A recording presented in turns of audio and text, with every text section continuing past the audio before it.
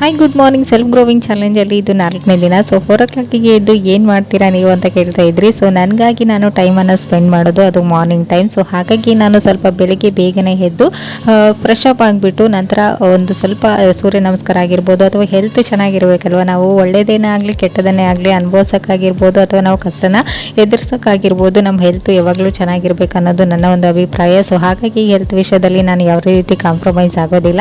So ಹಾಗಾಗಿ ನಾನು first morning ಟೈಮನ್ನು ಕೊಡೋದು ನನಗೋಸ್ಕರ. ನಂತರ 5 o'clock ಇಂದ ಮನೆ ಕ್ಲೀನ್ ಮಾಡಿಕೊಂಡು ಫ್ರಿಜ್ ಒಳಗೆ ಲಂಚ್ ಬಾಕ್ಸ್ನ ರೆಡಿ ಮಾಡಿಬಿಟ್ಟು ಮನೆಯವರಿಗೆ ಏನೆಲ್ಲ ಬೇಕೋ ಅದನ್ನು ಮಾಡ್ಕೊಳ್ತೀನಿ. ಸೊ ಇಲ್ಲಿ ನೋಡ್ತಾ ಇರ್ಬೋದು ಮಾರ್ನಿಂಗ್ ಇವಾಗ ಪೂಜೆ ಕೂಡ ಮುಗೀತು, ಶಾಪ್ ಕೂಡ ಓಪನ್ ಆಗಿದೆ. ಇವಾಗ ಹಸ್ಬೆಂಡ್ಗೆ ಅಮೃತ ಬೆಳ್ಳಿಯ ಜ್ಯೂಸನ್ನು ಮಾಡಿಕೊಟ್ಟೆ, ಫ್ರಿಜ್ ಒಳಗೆ ಟೀ ಮತ್ತು ಬಿಸ್ಕೆಟ್ಸ್ನ ಕೊಟ್ಟು.